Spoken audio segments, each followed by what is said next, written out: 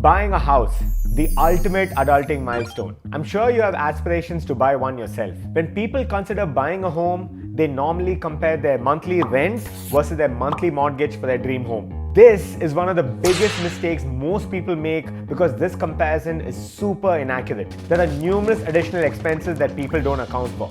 And so instead, we need to calculate the total cost of home ownership and not simply the mortgage. And this is where the 8% rule comes in. So before you make one of the biggest financial decisions of your life, let's crunch some numbers together. And trust me, by the end of this video, you might just rethink that dream home fantasy of yours. And spoiler alert, in most cases, buying isn't the better option. By the way, this video is heavily inspired by Ben Felix's video. Shout out to him and his team. But it's been a while since he released this video, and considering just how crazy interest rates are nowadays, the numbers definitely needed an update. To understand this whole thing well, we need to first start with debunking a huge myth, the myth of building equity. The biggest argument for buying a home is always renting is just throwing money away, why not build equity instead? Well, hold your horses. What if I told you that buying a home might actually be throwing more money away? Sure, when you're paying rent, that money is gone, it's unrecoverable. But when you buy too, there are a ton of costs that are just as unrecoverable, if not more. And the craziest part, you might not even realize it until you're knee deep in paperwork, signing your life away. 312 monthly payments at 112% interest. This happens to numerous people and it catches them off guard. Michael! Oh, God! Come on! And so let's get down to the nitty-gritty and see where your money really goes. The unrecoverable costs of home ownership. And for that, let's actually compare the two. Renting? Well, it's simple. You pay your rent and that's that. But buying a home? Oh man, there's so many things that we need to account for. Mortgage payments? Yeah, part of it builds equity, sure, but the interest? Say goodbye to that portion forever. What about property taxes? What about maintenance costs? Renovation costs? Realtor fees? Well, they're all unrecoverable too. Apart from these main items, there are numerous other costs too. Well, these are things that are conveniently ignored when buying a house. People either take it for granted or just accept these as the cost of buying a place. But wait, it wasn't always like this. So we've been all fed this line our entire life that real estate only goes up and nothing beats it. It's the best investment you'll ever make. It's like some kind of sacred truth passed down from generation to generation. You know, right up there with don't swim after eating and carrots give you night vision. Carrots? I hate carrots. I mean, none of these are true, including the real estate one. I cannot believe I fell for that. Let's take a trip down memory lane and see how our parents and the previous generations did it. Back in the day, our parents were buying homes with a 20% down payment on houses that were around 2.5x their annual income. So back then, if they had like a 40k job, there were plenty of really nice houses available for 150k or 100k too. And not to mention their monthly housing costs were about 25 to a max of 35% of the gross monthly paycheck. I mean, those were the glory days. Fast forward to today and it's a whole different ballgame. We're talking about houses that are 5x or even 10x our annual income. Like for instance, let's say you're doing reasonably well for yourself right now and you have an 80k job, which is well above the average, and let's say you wanted to buy a house. 2.5x to 3x your income in this case would be about 200k to 250k.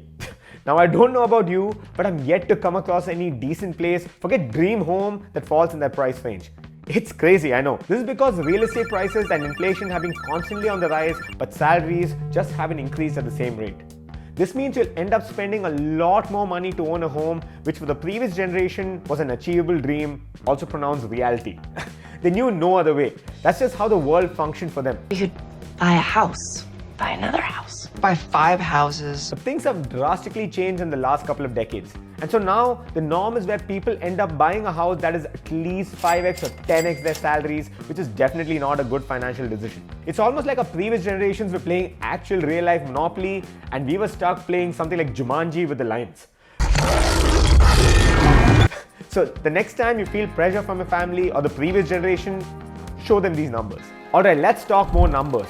Because numbers don't lie, even if your Aunt Matilda swears by them. It was 6 in August. You're a liar. The real costs.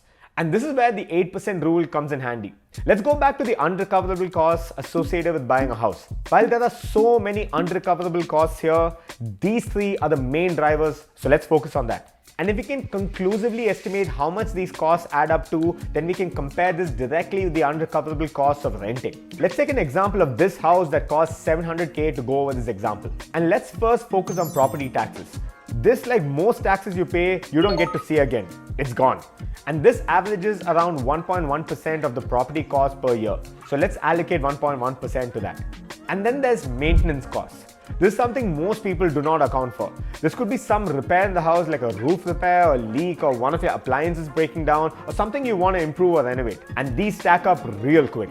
There's no real hard number for this because it's subjective AF, but it's normally considered a safe bet to allocate 1 to 2% of the property cost towards this. I would pick 2% because I like to play it safe, but just to be conservative with my estimates, let's choose 1%. And so let's finally look at the mortgage payment or the cost of capital. And there are two portions here. There's the down payment or the cost of equity or the opportunity cost, and then there's the monthly payments or the cost of debt. And you might be wondering why we're even considering the down payment here. That's anyway building equity in the property, or that we own that portion of the property, right? So in this case, 20%. Yes, but it's important to understand that it's money we have to pay up front and invest in this property, which could have been used for anything else. Like for instance, you could have gone crazy and risked it with crypto or NFTs, or you could just leave it lying there in your bank account. Yeah, sure. Keep your money. But what you could practically do with that money is invested in the stock market, which is a fairly reliable medium of investment. And so the opportunity cost in this case would be the difference between our potential gains if we were to invest in the stock market versus investing it in this property. Well, basically the difference between the expected returns of the stock market and the expected returns of real estate. And so to calculate this, we need to look at some data. And if I were to take an average returns of across 20, 25 and 30 year periods in the S&P 500, you can see that it comes up to about 8.63% per year, which I think is a fair percentage. And looking at the real estate data, the average returns of real estate across this period is anywhere between 1.8 to 3.9%. So I'm taking the average here of 2.73% per year, which again is a conservative and fair percentage. And so if you calculate the difference between the two, you end up with 5.9%. Again, just to clarify, this is the difference in returns you could have made if you decided to invest your down payment in the stock market. Next, let's move on to cost of debt or the amount you're borrowing from the bank. For this, we can simply use the rate of interest of borrowing the amount. So currently it's around 6.2% in North America, but again, to keep things really conservative and assuming the rate is going to come down slowly in the future too, and to keep the math simple, let's bring that down to 5.92%. This way we land at the same number for both the cost of equity as well as the cost of debt. And now we can add up all of these together to get a convenient grand total of 8%. And so the rule of 8% helps us calculate how much of your money you won't see again that is unrecoverable, which means you can directly compare the amounts against rent. Bye-bye, money. So let's go back to the same example I mentioned earlier. For this house, 8% of 700K will mean $56,000.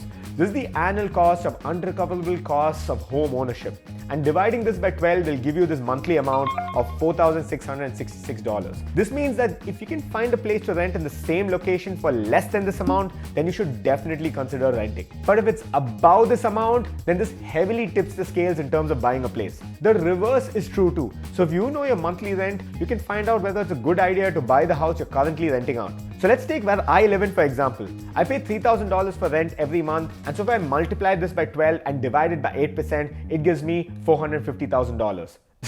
That is insane because I live in downtown Toronto and these units in my building are going for about $1 million, 1.1 or 1.2 million. Of course, you're wondering only a crazy person would do these calculations in downtown. But I'm not crazy, she's crazy. I'm not crazy, she's crazy. Well, the previous example of 700K is like the average cost of a house in the suburbs too. And you can see how finding a place to rent in the suburbs is going to fit this rule all the more. And suddenly owning a home doesn't look like a slam dunk anymore, does it? It's like trying to win a race while carrying a backpack full of bricks. Wow, that is really hard. That's what she said.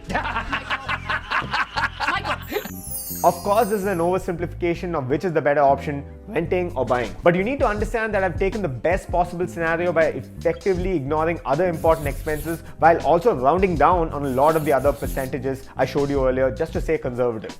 It's a long list. And with all that too, you can see how in most cases, renting is going to be the better choice. I can already imagine people getting ready with their pitchforks in the comment section with questions like, there's so many benefits with buying a house. You're not taking into account that 80% of the house, after the down payment of 20%, that you're paying for mortgage is also going to appreciate with time. And selling your primary residence means no tax at all, Akash. What the f***? Okay, just calm down. Our country is going through a very difficult time right now, and if you're not going to cooperate... I'm calm! Okay, so let's debunk all of these. First of all, I'm not taking tax considerations into any of this because there are inherent tax benefits with also investing in the stock market if you use the right instruments like your 401k, HSA, RSP, TFSA, etc. And also the interest payments to your house are tax deductible from your income every year, but this benefit also exists with some of these tax advantage accounts too. And in terms of the 80% of your house appreciating too, yes, you're right. But the premise here is that you're putting your money to work. That is, you're putting it into an asset. So in this case, you're buying a house. And so if you didn't decide to buy that house, you would instead be putting it into some other place like the stock market to work for you. And from the numbers I showed you earlier, the returns from the stock market far outweigh the real estate market any day.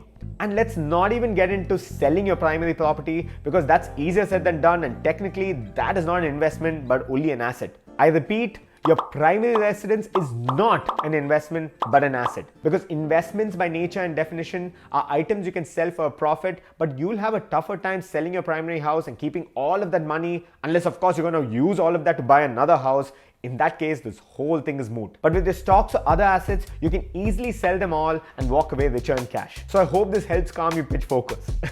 And I'm pretty sure Dwight has a pitchfork in his car. You need my pitchfork? Now, I'm not saying buying a house is always a bad idea. Like, I want to own a place myself too. And so when would I buy? But this entire concept I explained in this video is only the tip of the iceberg.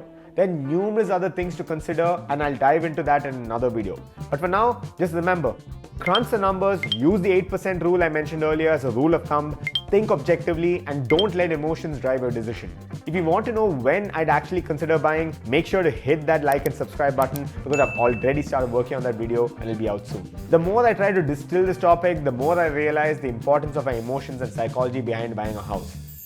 I get it, humans are emotional creatures and we love the idea of owning a home. Someday I can just see my grandkids learning how to walk out here.